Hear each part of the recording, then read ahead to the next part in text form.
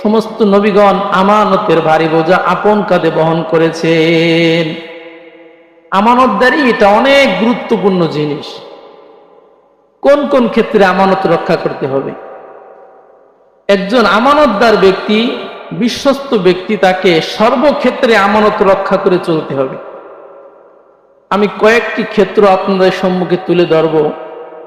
তার ভিতরে একটি হচ্ছে প্রত্যেকটি গোপনীয় বিষয় গোপন রাখা, এটা বড় আমানত। যে সকল বিষয় কি গোপন, যা সমাজের কাছে বলা যায় না, মানুষের কাছে বলা যায় না, একান্ত পার্সোনাল কথা, এগুলো আমানত। এটা কারো কাছে প্রকাশ না করা। আপনার বন্ধু আপনাকে ভালো মনে করে একটা কথা বলে ফেলেছে, আপনাকে আপন মনে করে বলেছে, আপনার জন্য উচিত এই কথা আপনি কারো কাছে প্রকাশ করবেন না। আপনার কাছে কথাটাকে সীমাবদ্ধ রাখার চেষ্টা করা, এটা হচ্ছে আমানত। আল্লাহর নবী বলেন, মুসনাদে বাজ্জারের বর্ণনা, ক্বালা রাসূলুল্লাহ সাল্লাল্লাহু আলাইহি ওয়াসাল্লাম, ইযা হাদ্দাসার রাজুলু বিল হাদীসি সুম্মা ইলতাফাতা ফাহিয়া আমানা।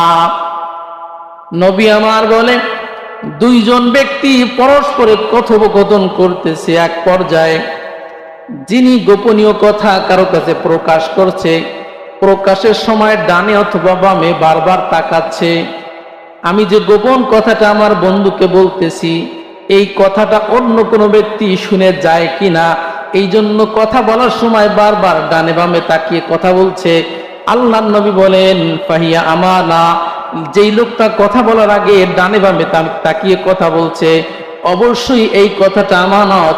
এই কথাটা দুনিয়ার কোনো মানুষের কাছে প্রকাশ করা যাবে না। এই কথাটা হচ্ছে আমানত। যেই ব্যক্তি কথা বলার সময় বারবার অন্যদিকে তাকাইলো, আল্লাহর নবী বলেন, তোমাকে বুঝতে হবে এই কথাটা সে শুধুমাত্র তোমাকে জানাইতে চায়, দুনিয়ার সব মানুষের কাছে কথা সে প্রকাশ করতে চায় না। এই জন্য তুমি যদি আমানতদার হও, এই কথা তুমি অন্য কারো কাছে বলতে পারবা না। আমাদের অবস্থা তো বড় খারাপ। আমরা যদি কোনো ব্যক্তিকে আপন মনে করে গোপনে কোনো কথা বলি, আর বলি, ভাই একান্ত কথা, আমার পার্সোনাল কথা আপনাকে বললাম, আপনি আবার কাউকে বলেন না, এইভাবে যদি কোনো ব্যক্তিকে বলি, তাহলে এই কথাটা কিন্তু বেশি দ্রুত ছড়িয়ে যায়। আপনি স্বাভাবিকভাবে একজনকে একটা কথা বললে, ওই কথাটা যে পরিমাণ ছড়াবে, তার চেয়ে এই কথাটা বেশি ছড়াবে যে ভাই আমার পার্সোনাল কথা, একান্ত কথা, এই কথা আপনি কাউকে বলেন না। আপনাকে বন্ধু মনে করে, আপন মনে করে কথাটা আপনাকে বললাম, আপনি কাউকে বলেন না। এই কথাটা আরো দ্রুত ছড়িয়ে যায়। মুসলমান ভাইরা আমার, আল্লাহর নবী বলেন, গোপনে যদি তোমার কাছে কেউ কিছু বলে, এই গোপনীয় বিষয়টাকে অন্তরের ভিতরে গোপন রাখতে হবে, মানুষের কাছে প্রকাশ করা যাবে না। মানুষের কাছে প্রকাশ করলে অবিশ্বস্ত প্রমাণিত হয়ে যাবে। আমানতদার বিশ্বস্ত ব্যক্তির জন্য উচিত নয় কোনো গোপনীয় কথা কি করা, প্রকাশ করা। বন্ধুগণ আমার, আমাদের অবস্থা তো বড় খারাপ। আমরা যদি কারোর দোষ কোনো মতে একটু জানতে পারি, জমকের ভিতরে এই দোষটা আছে, মুহূর্তের ভিতরে আরো 10 জনের কাছে কথাটা প্রচার করে দিই, আছে না নাই? আমার মাথা থেকে নিয়ে পা পর্যন্ত হাজারো দোষ আছে না নাই? আমার দোষ তো আমি জীবনও কাউকে বলি না যে ভাই আমি এই দোষ করেছি, আমার ভিতরে এই ত্রুটি আছে, আমার ভিতরে এই সমস্যা আছে। কিরে, আমার দোষ তো আমি কাউকে ভুলেও বলি না। কিন্তু আমার ভাই সম্পর্কে আমি একটা দোষ জানি, একটা ত্রুটি জানি, বাস্তবিক দোষটা তার ভিতরে আছে। আপনাকে তো প্রচার করার দায়িত্ব দেওয়া হয় না, আপনি কেন প্রচার করেন? আল্লাহর নবী সাল্লাল্লাহু আলাইহি ওয়াসাল্লাম বলেন, মুসনাদে আবি ইয়ালার বর্ণনা, আল্লাহর নবী বলেন, মান সাতারা আলা মুসলিমিন সাতারাহুল্লাহু ফিদ দুনিয়া ওয়াল আখিরাহ। আল্লাহর নবী সাল্লাল্লাহু আলাইহি ওয়াসাল্লাম বলেন, মান সাতারা আলা মুসলিমিন, যে ব্যক্তি কোনো মুসলমানের দোষ ত্রুটি গোপন করে রাখলো, কোন মুসলমানের দোষ সে জানে, যে কোনো ভাবে সে জানতে পেরেছে, কিন্তু জানার পরেও মুসলমানের দোষ সে প্রকাশ করলো না। আল্লাহ নবী বলেন সাতারাহুল্লাহু ফিদ দুনিয়া ওয়াল আখিরাহ, আল্লাহ পাক রব্বুল আলামিন ওই ব্যক্তির দোষ দুনিয়াতেও গোপন করবে, পরকালেও গোপন করবে। চিল্লায় বলেন সুবহানাল্লাহ। যেই ব্যক্তি মানুষের দোষ প্রচার করে না, ওই ব্যক্তির হাজারো দোষ থাকলে আল্লাহ পাক রব্বুল আলামিন বলেন আমি ওই বান্দার দোষ মানুষের কাছে প্রকাশ করি না। যেহেতু ওই বান্দা অপর বান্দার দোষ জানা সত্ত্বেও নিজের ভিতরে গোপনটাকে প্রকাশ করে না, ওই বান্দার ভিতরে হাজার দোষ থাকতে পারে, এই দোষ আমি দুনিয়ার কোনো মানুষের কাছে প্রকাশ করি না। এবং কিয়ামতের কঠিন ময়দানে ওই বান্দার দোষও আমি মানুষের কাছে হাসরের ময়দানে প্রকাশ করব না। সুবহানাল্লাহ। কিন্তু কেন যেন বাজান সব আমরা জানি বুঝি, এরপরেও কেন যেন মানুষের দোষ চর্চা করতে বেশ ভালো লাগে, অনেক মজা লাগে। কি বলেন? আল্লাহ পাক রব্বুল আলামিন বলেন আইয়ুহিব্বু আহাদুকুম আইয়াকুলা লাহমা আকিহি মাইতা ফাকারিহতুমু। আল্লাহ পাক রব্বুল আলামিন বলেন দুনিয়ার মানুষ জেনে রেখো আইয়ুহিব্বু আহাদুকুম আইয়াকুলা লাহমা আখি, তুমি কি তোমার আপন ভাইয়ের মৃত্যু ভাইয়ের গোশত ভক্ষণ করতে কি চাও? আল্লাহ তাআলা উদাহরণস্বরূপ বলতেছে তোমার কোনো ভাই দুনিয়া থেকে চলে গেছে, মৃত্যুবরণ করেছে, এই মৃত্যু ভাইয়ের গোশত কি তোমরা ভক্ষণ করতে চাও? আল্লাহ পাক রব্বুল আলামিন নিজেই বলতেছেন আমি জানি তোমাদের ভিতরে কেউ চাবা না, আপন মৃত্যু ভাইয়ের গোশত ভক্ষণ করতে কেউ চাবা না, এটাই বাস্তবতা। আল্লাহ পাক রব্বুল আলামিন বলেন তাহলে আপন ভাইয়ের গীবত করা ছেড়ে দাও এবং তার দোষ চর্চা করা ছেড়ে দাও, কারণ আপন ভাইয়ের দোষ চর্চা করা মানে মৃত্যু ভাইয়ের গোশত ভক্ষণ করা। দোষ চর্চা মানে কি? তার মৃত্যু আপন মৃত্যু ভাইয়ের গোশত ভক্ষণ করা মানে দোষ চর্চা করা। এই জন্য মুসলমান ভাইয়ের আমার, আমরা কারো দোষ ত্রুটি জানলে এটা কি করব না? প্রকাশ করব না। আল্লাহর নবী সাল্লাল্লাহু আলাইহি ওয়াসাল্লাম স্বামী এবং স্ত্রীর ব্যাপারে একটা চমৎকার হাদিস বলছেন। আল্লাহর নবী সাল্লাল্লাহু আলাইহি ওয়াসাল্লাম বলেন ইন্না মিন আশাদ্দিন নাসি ইনদাল্লাহ মানজিলাতান ইয়াউমাল কিয়ামাতি আর-রাজুলু ইউফজি ইলা ইমরাতিহি ওয়া তুফজি ইলাইহি সুম্মা ইয়ানশুরু সিররাহা। আল্লাহর নবী বলেন স্বামী এবং স্ত্রীর পার্সোনাল যে কথা আছে, গোপনীয় যে কথা আছে, স্বামীর কথা স্ত্রী দুনিয়ার কোন মানুষের কাছে প্রকাশ করতে পারবে না, স্ত্রীর কথা স্বামীও দুনিয়ার কোন মানুষের কাছে প্রকাশ করতে পারবে না, এটা গোপনীয় কথা। অনেক মানুষ আছে, অনেক স্বামী আছে স্ত্রীর দোষ মানুষের কাছে প্রকাশ করে, স্ত্রীর দোষ তার শ্বশুর শাশুড়ির কাছে প্রকাশ করে, এটা আদৌ ঠিক না। অনুরূপভাবে প্রত্যেকটা স্ত্রীর উচিত স্বামীর ভিতরে যত দোষ ত্রুটি আছে সবগুলো গোপন রাখবে। স্বামীর কোনো দোষ ত্রুটি মানুষের কাছে প্রকাশ করবে না, আত্মীয় স্বজনের কাছে প্রকাশ করবে না, মা বাবার কাছে প্রকাশ করবে না। এটা হচ্ছে প্রত্যেকটা স্ত্রীর দায়িত্ব। কত গুরুত্বপূর্ণ কথা। আজকে বর্তমান আমাদের সমাজে পারিবারিক ভাবে যত ঝগড়া বিভেদের সৃষ্টি হয় এর অধিকাংশ কারণ হচ্ছে একে অপরের দোষ চর্চা করে। স্বামীর দোষ স্ত্রী, স্ত্রীর দোষ স্বামী, নিজেদের ভিতরে কেন যেন রাখতে পারে না। স্বামী স্ত্রী নিজেদের ভিতরে নিজেদের দোষ যদি রাখতে পারত তাহলে সমাজের ভিতরে কোনো পারিবারিক কলহ দ্বন্দ্ব কখনো সৃষ্টি হতো না। এই স্বামী স্ত্রীর গোপনীয় বিষয়টা যখন তৃতীয় ব্যক্তির কাছে ছড়িয়ে যায় তখন থেকেই তাদের পারিবারিক ঝামেলা শুরু হয়।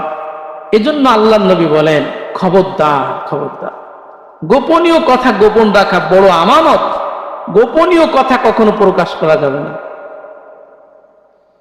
বলতে পারেন হুজুর তাহলে ছেলে মেয়েকে যখন আমি বিয়ে শাদী করাবো তখন তো মেয়ের সম্পর্কে আমাদের জানতে হয়, অনেক সময় ছেলের সম্পর্কেও জানতে হয়। তাহলে কোনো ব্যক্তির কাছে যদি ছেলে সম্পর্কে জানতে চাওয়া হয় অথবা মেয়ে সম্পর্কে জানতে চাওয়া হয়, তাহলে ওই ব্যক্তির জন্য কি করা উচিত? সঠিক তথ্য বলে দিতে হবে। আল্লাহ নবী সাল্লাল্লাহু আলাইহি ওয়াসাল্লামের চমৎকার একটা হাদিস আপনাদের শোনাই। ফাতেমা বিনতে কায়েস রাদিয়াল্লাহু তাআলা আনহা একজন নারী, তার স্বামী তাকে তালাক দিয়েছে। তালাক দেওয়ার পর এই নারী আল্লাহর নবীর কাছে আসছে, ইয়া রাসূলুল্লাহ, ইয়া হাবিবাল্লাহ, আমার পূর্বের স্বামী তো আমাকে তালাক দিয়ে দিয়েছে, নতুন করে আমাকে বিয়ে করার জন্য দুইটা ছেলে প্রস্তাব করেছে। এক নাম্বার ছেলের নাম হচ্ছে আবুল জাহাম, দ্বিতীয় নাম্বার ছেলের নাম হচ্ছে মুয়াবিয়া। মুয়াবিয়াও আমাকে বিয়ের প্রস্তাব দিয়েছে, আবুল জাহামও আমাকে বিয়ের প্রস্তাব দিয়েছে। ইয়া রাসূলুল্লাহ, ইয়া হাবিবাল্লাহ, উভয় তো আপনার সাহাবী, আবুল জাহাম তিনিও আপনার সাহাবী, মুয়াবিয়া তিনিও আপনার সাহাবী, দুই সাহাবী আমাকে বিয়ের প্রস্তাব দিয়েছে। ইয়া রাসূলুল্লাহ, এবার আপনার কাছে পরামর্শ চাই, কোন সাহাবীকে বিয়ে করলে ভালো হবে? আল্লাহর নবী বলেন, এই দুই সাহাবীর কাউকে বিয়ে না করা ভালো। এই দুই সাহাবীর কাউকে তুমি বিয়ে করতে পারবা না, বিয়ে করলে পরবর্তীতে ঝামেলা হওয়ার আশঙ্কা আছে। কারণ আবুল জাহামের ভিতরে ত্রুটি আছে, আবুল জাহামের ভিতরে দোষ আছে, মুয়াবিয়ার ভিতরে দোষ আছে। আল্লাহর নবী দোষগুলো বর্ণনা করে দিন।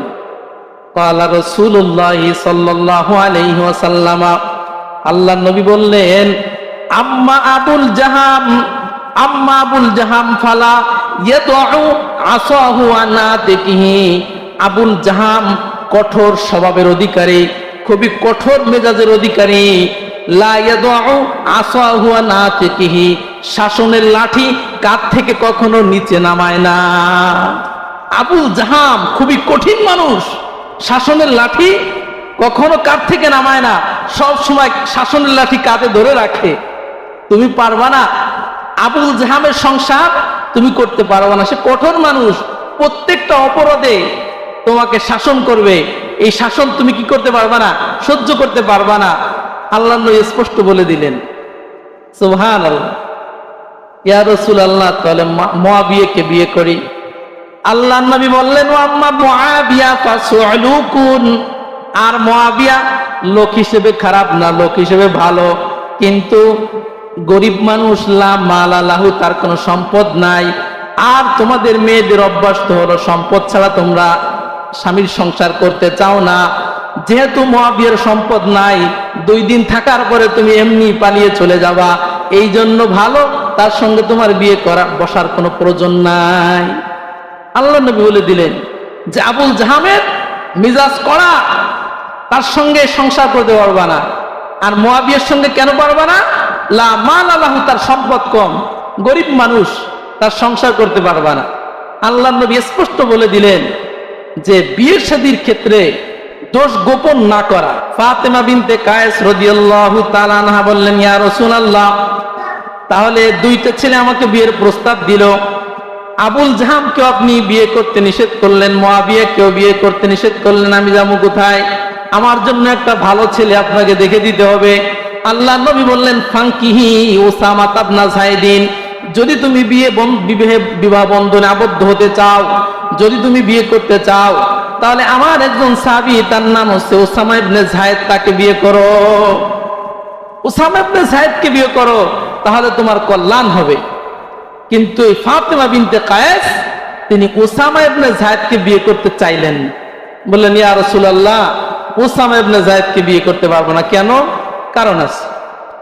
কারণ হলো, এই উসামা ইবনে যায়েদ সে কে? নবী আলাইহিস সালাতু ওয়াস সালামের একজন পালক পুত্র ছিল, তার নাম হলো যায়েদ। নাম কি? যায়েদ। এই যায়েদের সন্তান হলো উসামা। তাহলে আল্লাহর নবীর পালক পুত্রের ছেলে হচ্ছে উসামা ইবনে যায়েদ, সম্পর্কে আল্লাহর নাতি হয়। আল্লাহর নবীর এই নাতি উসামা ইবনে যায়েদকে বিয়ে করতে এই জন্য চাইলেন না, যেহেতু তার বাবা ছিল একজন গোলাম। তো গোলামের ছেলের সঙ্গে কে বিয়ে বসতে চায়? এই জন্য মহিলা ফাতেমা বিনতে কায়েস উসামা ইবনে যায়েদের সঙ্গে বিয়ে বসতে রাজি হয় নাই। কিন্তু আল্লাহর নবী যেহেতু বললেন, তুমি উসামা ইবনে যায়েদের সঙ্গে বিবাহ বন্ধনে আবদ্ধ হও, তোমার কল্যাণ হবে, তিনি অন্য কোনো দিকে তাকাইলেন না, নবীর কথার উপরে রাজি হয়ে এই উসামা ইবনে যায়েদের সঙ্গে তিনি বিবাহ বন্ধনে আবদ্ধ হয়ে গেলেন। পরবর্তীতে তিনি বলেন যে আমি এত পরিমাণ সুখী হয়েছিলাম, আমার সুখ শান্তি দেখে অন্য অন্য নারীরা আমাকে ঈর্ষা করতেছিল। সুবহানাল্লাহ, অন্য অন্য নারীরা ঈর্ষা করতেছিল, হায় রে, উসামা ইবনে যায়েদের সঙ্গে যদি বিয়ে আমরা বসতে পারতাম তাহলেই তো ভালো হতো।